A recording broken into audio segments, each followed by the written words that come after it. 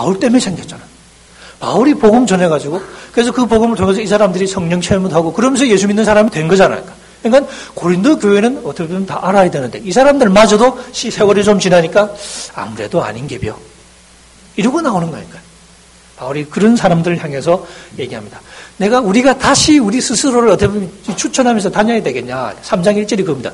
다시 자천해야 되겠냐. 우리 스스로를 어떻게 보면 이렇게 들이밀면서 우리가 진짜라고 떠벌리면서 졸업장 들고 다니고 추천장 들고 다니고 그래야 되겠냐. 어떤 사람들은 들고 다녔습니다. 유명한 사도들이 추천장을 받아 가기도 하고 실제로 바울도 그런 거 써준 적이 있고 그래요.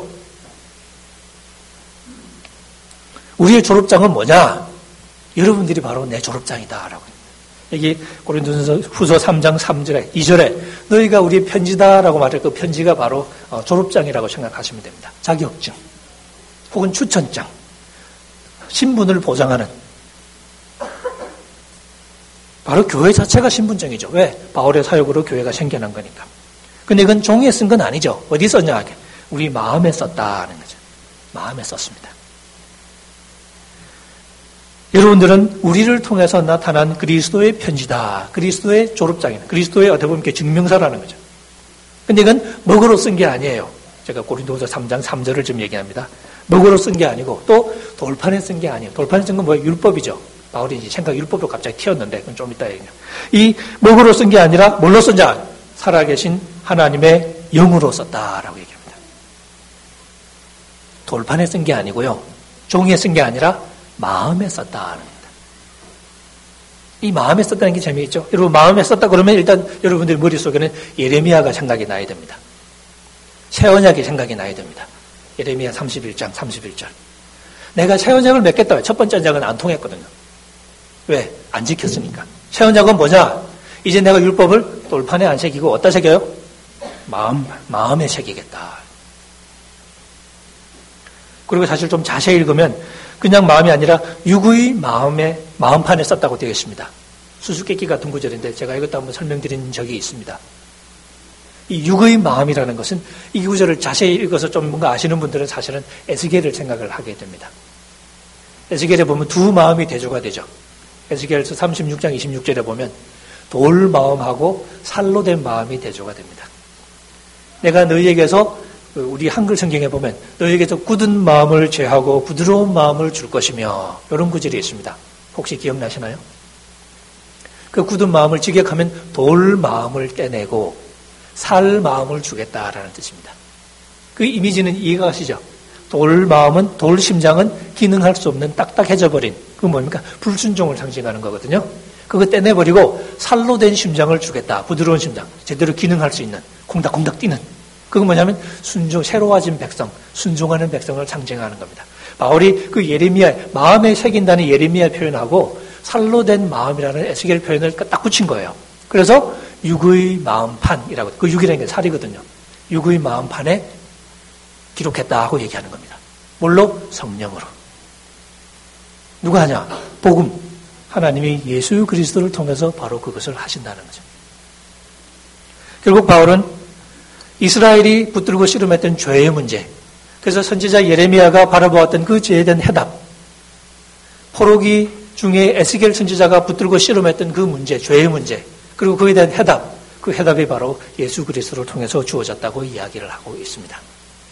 무엇이냐? 생명을 주는 성령의 역사죠. 결국 바울은 여기에 목숨을 걸었습니다. 내가 사도인 이유는 딱 한 가지다. 뭐냐? 나를 통해서 생명의 성령이 역사하신다는 것입니다. 이거 없으면 아무리 졸업장 화려해도 땡이고, 이게 있으면 어떻게 보면 인간의 졸업장의 자격은 모자랄지 모르지만 이게 있으면 진짜 사도가 된다는 거죠. 보면 우리의 자격은, 우리의 만족은 이라고 여러분 성경에 되어 있죠. 만족이라고 되어 있는 부분은 자격이라는 말로 바꿔서 이해하시면 가장 쉽습니다. 내가 기분이 좋다 그런 만족 얘기한 게 아니에요. 우리에게 자격이 주어졌다 하는 뜻입니다. 우리의 자격은 인간에게서 나는 게 아니에요. 뭐 어느 대학 나왔다, 박사학위를 2개 걸쳤다, 그 자랑하시는 분들도 계셔요. 그런 거 가지고 하는 게 아니고 뭐냐? 하나님에게서 나야 되는 거예요. 뭐냐? 생명을 만들어내는 건 인간적인 거 가지고 안 되잖아요. 그래서 이 하나님이 주시는 생명을 우리가 가졌냐 안 가졌냐가 유일하게 중요한 질문이 되는 거라 하는 거죠. 그래서 사도 바울은 자기 자신을 하나님이 우리를 새 언약의 일꾼으로 삼았다라고 얘기합니다. 누가 새 언약의 일꾼이냐? 이 생명을 선포하고 이 생명을 전하는 사람, 그 사람이 바로 새 언약의 일꾼인 거죠.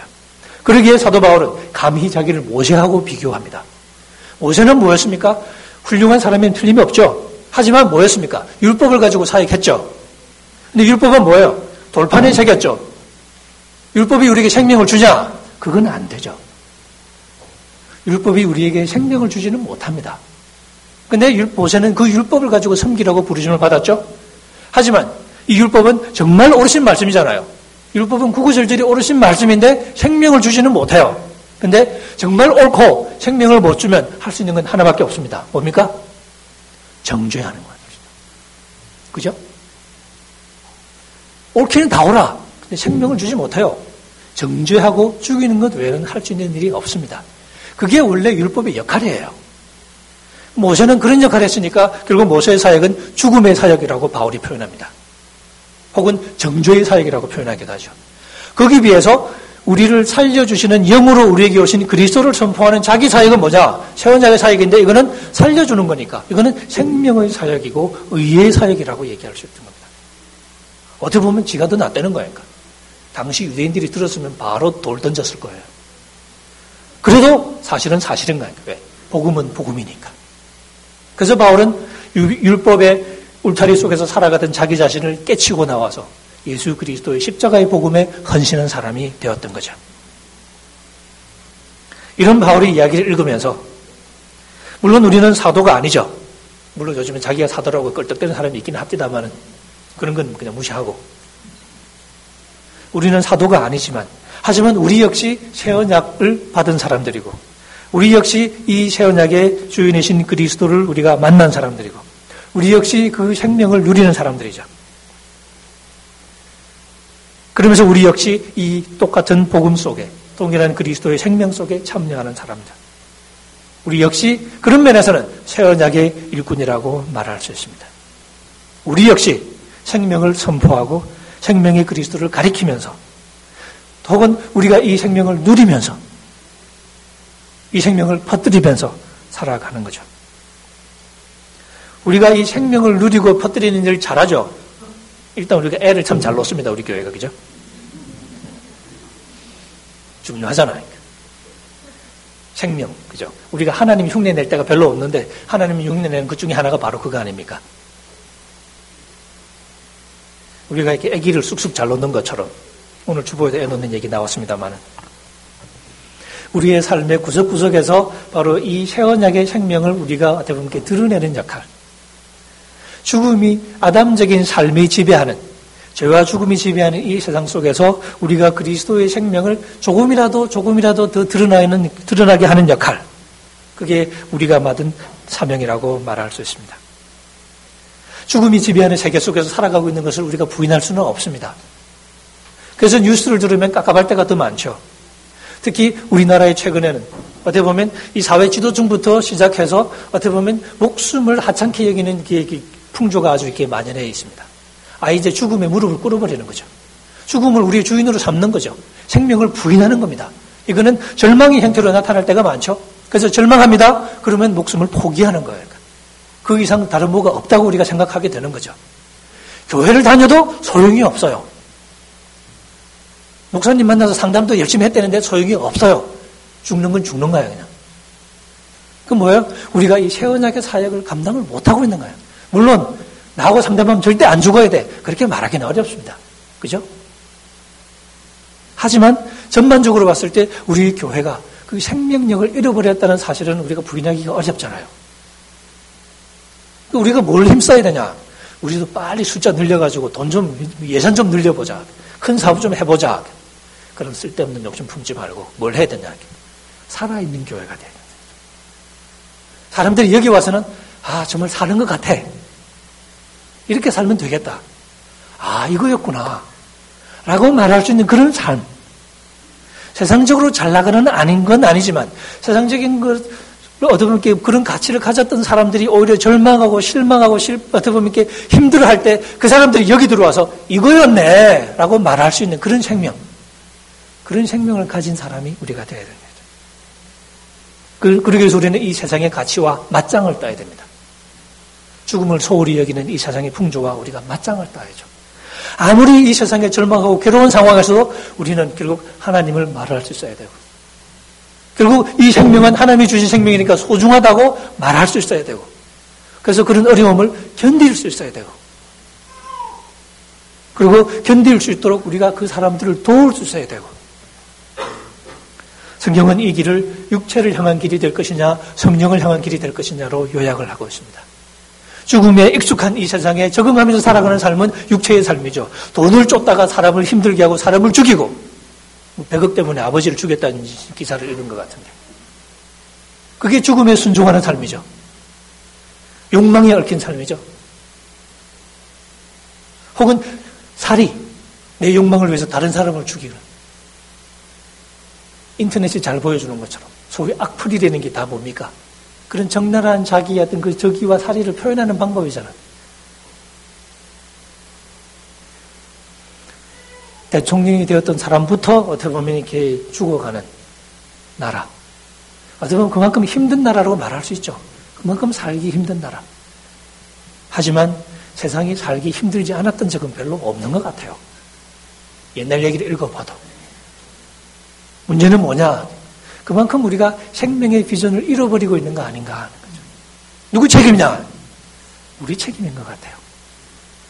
예배당에서 이 생명 얘기를 못 듣고 예배당에서 돈 얘기를 들어서, 예배당에서 권력 얘기 듣고 예배당에서 힘기르게 하는 얘기 듣고 예배당에서 그러고 살았기 때문에, 그러고 우리가 생명을 얻지를 못한 거야.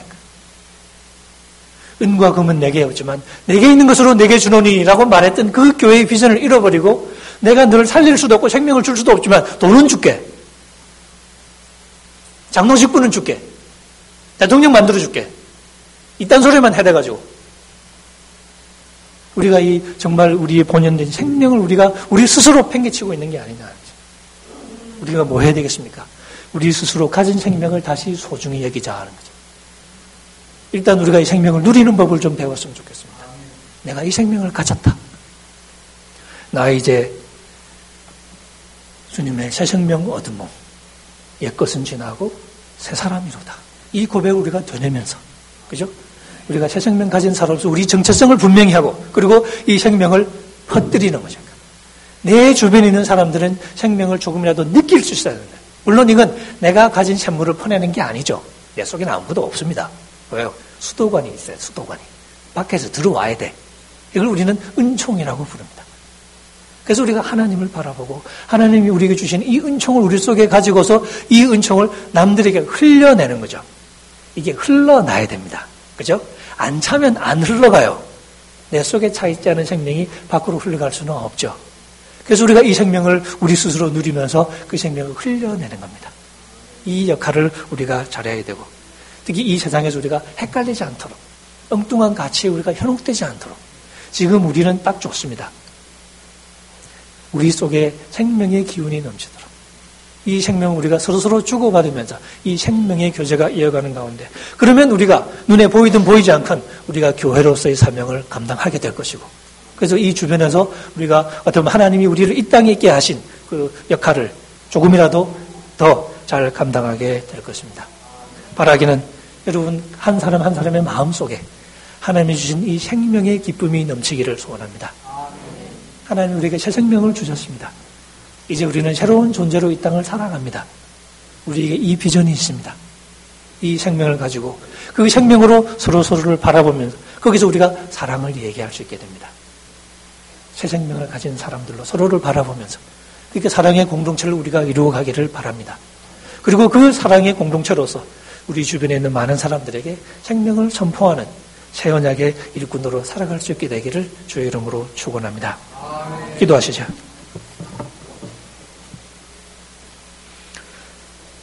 죄와 죽음의 세상 속에 오셔서 생명을 선포하신 하나님 아버지, 십자가와 부활의 복음을 통해서 저희들에게 생명의 세계로 인도하신 하나님 아버지, 저희들이 가진 이 복음의 생명을 저희들이 다시 한번 이 시간 되새기면서 이 복음이 저희들의 삶의 기초가 되고 이 생명이 저희들의 삶의 기반인 것을 다시 한번 깨닫습니다.